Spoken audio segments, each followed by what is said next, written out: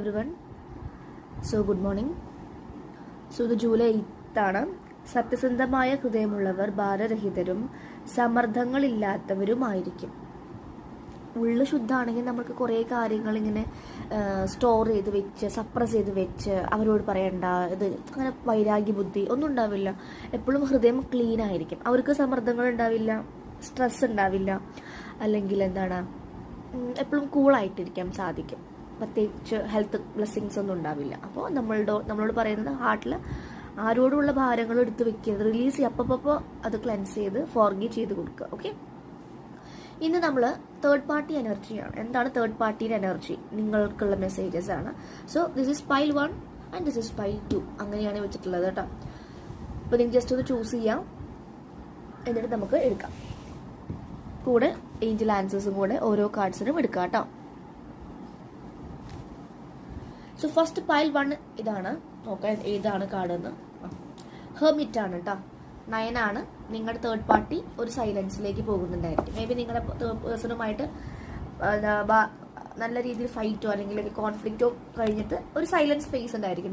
Decisions എടുക്കേണ്ടത്, ഇതിന് നിൽക്കണോ ഇത് പോകണോ എന്നുള്ള ആ ഒരു ഡിസിഷൻ ഫേസിൽ നിൽക്കുന്ന ഒരു പേഴ്സണാണ്. ഹെർമിറ്റ് ആണ്. അവരവരുടെ സോൾ സെർച്ച് ചെയ്തുകൊണ്ടിരിക്കും. നിങ്ങളുടെ തേർഡ് പാർട്ടിക്ക് ചിലപ്പോൾ അവരുടെ പാർട്ട്ണർ ഉണ്ടായിരിക്കാം, മേ ബി ട്വിൻ ഫ്ലെയിം ഉണ്ടായിരിക്കാം, മേ ബി അവരെ എൻകൗണ്ടർ ചെയ്യുന്നുണ്ടായിരിക്കാം, അല്ലെങ്കിൽ അവരുടെ കറക്റ്റ് പാർട്ട്ണറിലേക്ക് പോകാനുള്ള ചാൻസസ് ഉണ്ടായിരിക്കും. മനസ്സിലായോ?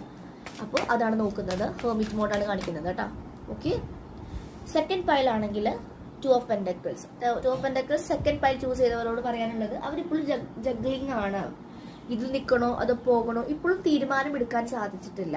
ഈ ഹെർമിറ്റ് എന്ന് പറഞ്ഞാൽ എന്തായിരുന്നു? അവര് ഒരു കാര്യത്തിലേക്ക് അല്ലെങ്കിൽ അവരൊറ്റയ്ക്ക് ഇരുന്ന് ഒരു തീരുമാനം എന്തായാലും എടുക്കണം എന്നുള്ള മൈൻഡ് ആണെങ്കിൽ ഇവിടെ ആദ്യം പറയും വേണ്ട ഡിവോഴ്സ് ആവും, അല്ലെങ്കിൽ പറയും പറ്റില്ല ഇനി ഒരുമിച്ച് പോവാം. ഇങ്ങനെ ഒരു ഇങ്ങനെ കളിച്ചുകൊണ്ടിരിക്കുകയാണ്. 2 ബോൾ വെച്ച് ഇങ്ങനെ അമ്മാനം ആടിക്കൊണ്ടിരിക്കുകയാണ്. ഈ അമ്മാനം ആടുന്നത് നിങ്ങളുടെ പേഴ്സണെ വെച്ചിട്ടായിരിക്കും.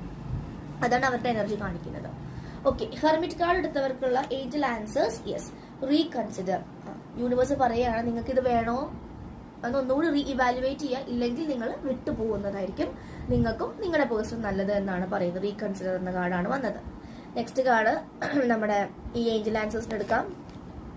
ഓക്കെ, സക്സസ് ആണ്. നിങ്ങൾ എന്ത് ഡിസിഷൻസ് ആണോ സെക്കൻഡ് പൈൽ എടുക്കുന്നത് അത് വിജയത്തിലേക്ക് നിങ്ങൾ കൊണ്ടുപോകും എന്നാണ് പറയുന്നത്. ഓക്കെ, അപ്പോൾ ഇതാണ് അവരുടെ ലൈഫിൽ ഇപ്പൊ നടന്നുകൊണ്ടിരിക്കുന്ന ക്യുക്ക് തേർഡ് പാർട്ടി റീഡിംഗ് ആണ്. ഞാൻ പൈൽ 1 പൈൽ 2 ആയിട്ട് വെച്ചു എന്നുള്ളൂ. നിങ്ങൾക്ക് ഏതാണോ 1, 2 ചൂസ് ചെയ്ത് അതിനനുസരിച്ച് നിങ്ങൾക്കുള്ള ആൻസേഴ്സ് കിട്ടിയെന്ന് ഞാൻ കരുതുന്നു. ഓക്കെ, സോ പേഴ്സണൽ റീഡിങ്സ് ഒക്കെ വേണമെങ്കിൽ നിങ്ങൾക്ക് കൊടുത്ത നമ്പറിലേക്ക് മെസ്സേജ് ചെയ്ത് പേ ചെയ്ത് ബുക്ക് ചെയ്യാം കേട്ടോ.